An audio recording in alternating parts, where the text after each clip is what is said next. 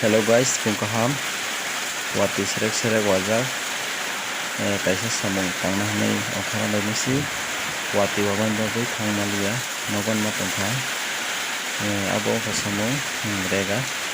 tungai siri pokri khurlaijao 2 ta para 3 ta para mai lai je thangna lainisi wati atongsa wairikha hanbagui nogon ma tongrakha entai tongke kaisa video snamung nayan hai ani youtube channel rogo daya balok hanai dai nayan hai video kisamanta norok sengrega tangmani komti thang norok nogoi manana ang thangkangke jedini wati rok thangkangke boro rok khaikangke rega o samung khainarok norokno phunuknai norok ngai tongo.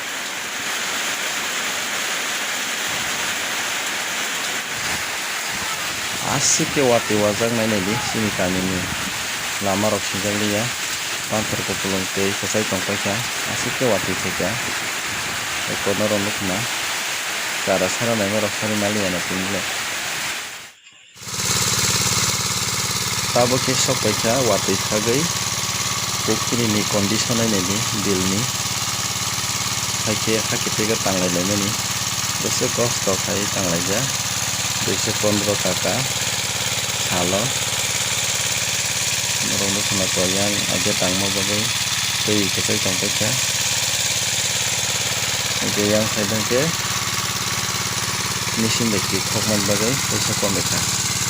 jai kana to kosto ka sama tanglai jo kok banglai ja tei rani thang ke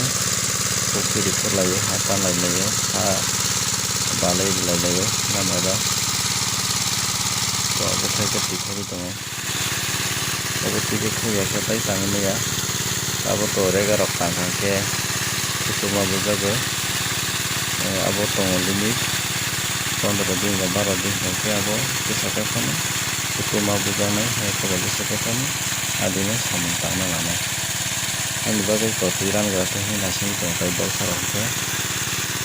sarok ke to tanglai tongo samung hakite buat sanisa kostong lai abo pokri mali kini abo nika khombotongo konai ni na logo tana tei pete keno bodalo hata mai jao tangi salai janai rok wa jotono kosto nyake matang lai jao rok joya kari kai tongdi ani channel hai rok no pinai tei